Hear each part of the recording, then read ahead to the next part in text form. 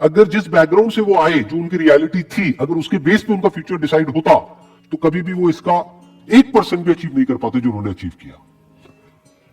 लेकिन जो भी कुछ उन्होंने अचीव किया वो किया अपनी ड्रीम्स के बेस पर। और अगर ध्यान से उनकी लाइफ को ऑब्जर्व करोगे तो कभी भी उनका सपना ये नहीं रहा कि मुझे ये पाना है, मुझे वो पाना है, मुझे वो पाना है, मुझे वो पाना है, क्योंकि ये सपना तो आपको भिखारी बना देता है। उनका सपना हमेशा से ये रहा है कि मुझे ये करना है, मुझे ये करना है, मुझे ये करना है, मुझे ये करना है, अब ये कर लिया, अब ये करना है, अब ये कर लिया, अब मुझे ये करना है, अब ऐसे कंट्रीब्यूट करना है, अब ऐसे शेयर करना है। इनफैक्ट एक आदमी की असली पहचान इससे नहीं होती कि उसको कितना मिला है, क्योंकि अगर इसी से होती तो सबसे ज्यादा लाइफ में किसको मिलता है? एक भिखारी को। पूरी जिंदगी सिर्फ मिलता ही मिलता है।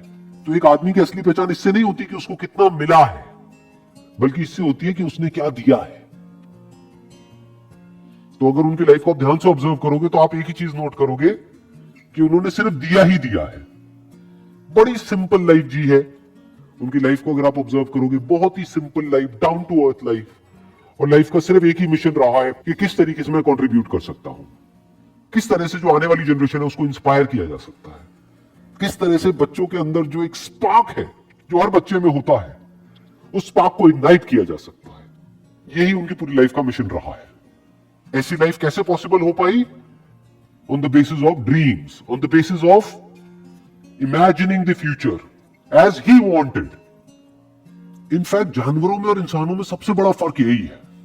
जानवरों को उनकी जरूरतें भगाती है, उनकी मजबूरियां भगाती है, उनकी भूख भगाती है। बट इंसान होने का असली मतलब यह है कि आपको आपकी जरूरतें ना भगाए, बल्कि आपकी सोच भगाए, बल्कि आपकी ड्रीम्स भगाए, बल्कि आपकी इमेजिनेशन भगाए। आप फ्यूचर को खुद इमेजिन करो, जैसा फ्यूचर आप चाहते हो अपने लिए, और फिर उस फ्यूचर को क्रिएट करो। That is the power of being human. इसीलिए कहा जा रहा है you have to dream before your dreams can come true. तो मैंने अपने अलग अलग सेशंस में कई बार ये बात बोली है, लेकिन ये बात इतनी इंपॉर्टेंट है कि एक बार और बोलनी बनती है यहां पर। 90% से ज्यादा लोग लाइफ में इसलिए फेल नहीं होते हैं कि वो कुछ बहुत बड़ा सोचते हैं और उसको अचीव नहीं कर पाते हैं। वो इसलिए फेल होते हैं क्योंकि वो बहुत ही छोटा सोचते हैं और उसको अचीव कर लेते हैं, यानी कि उनकी ड्रीम्स होती ही नहीं। लोग इसलिए नहीं फेल होते कि उनकी बहुत बड़ी ड्रीम्स थी और वो पूरी नहीं हुई। लोग इसलिए फेल होते हैं क्योंकि एक्चुअल में उनकी कोई ड्रीम्स थी ही नहीं। Next quote is, man needs his difficulties because they are necessary to enjoy success. इस कोटेशन की जो डेप्थ है वो वही समझ सकता है जिसने एक्चुअल में बहुत बड़ी सक्सेस लाइफ में अचीव करी हो और जिसने बहुत बड़े बड़े फेलियर्स भी देखे हो। बिल्कुल इसी तरीके से यहां पर क्या कहा जा रहा है कि पानी की इंपॉर्टेंस सिर्फ वो आदमी समझ सकता है जो कभी प्यास से तड़पा हो। खाने की इंपॉर्टेंस वो आदमी समझ सकता है जिसने भूख देखी हो, जिसको बचपन से ही 56 भोग मिला है, जितनी उसकी भूख थी उससे बहुत ज्यादा मिला है। क्या उसके लिए खाने की कोई वैल्यू है?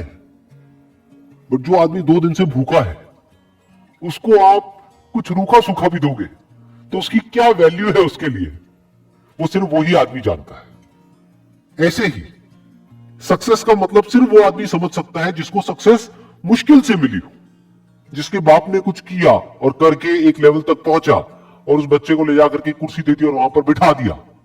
वो कभी नहीं समझ सकता कि सक्सेस का मतलब क्या है।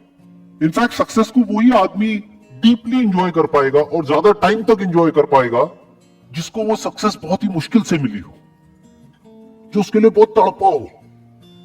इसको आप इस तरीके से कह सकते हो कि एसी का मजा एक्चुअल में किसको आ सकता है? जिसने गर्मी को फील किया हो, जिसने गर्मी को एक्सपीरियंस किया हो। जैसे मुझे अपने बचपन की एक बात याद है, when I was I think around 8 to 10 years old, तो हमारे घर में पंखे होते थे। तो हमारे एक रिलेटिव होते थे, उनके घर में एसी लगा था। उस वक्त एसी बहुत कम घरों में होता था, आज तो कॉमन हो गया है। मुझे अभी भी एग्जैक्ट याद है वो फीलिंग, जब मैं उनके घर जाता था तो वो जो एसी वाला कमरा था, जैसे ही उसका गेट खोलता था और वो हवा पड़ती थी, ये अंदर थोड़ी देर के लिए बैठने को मिल जाता था, तो क्या फीलिंग आती थी वो मैं ही जानता हूं। That was like heaven on earth. जबकि देखा जाए तो क्या है कि एसी तो है। अब ये फीलिंग क्या कभी उस बच्चे को मिली होगी जो पैदा ही एसी में हुआ? तो मुश्किलों से डरो मत, मुश्किलों को अपना दुश्मन मत समझो। मुश्किलें आपकी एक्चुअल में दोस्त है, क्योंकि जितनी ज्यादा आपने मुश्किलें सही हैं, जितने ज्यादा आपने फेलियर्स देखे हैं, उतना ही ज्यादा आपको मजा आने वाला है जब आपको सक्सेस मिलेगी। Next quote is, it is very easy to defeat someone, but it is very hard to win someone. किसी को भी हराना बहुत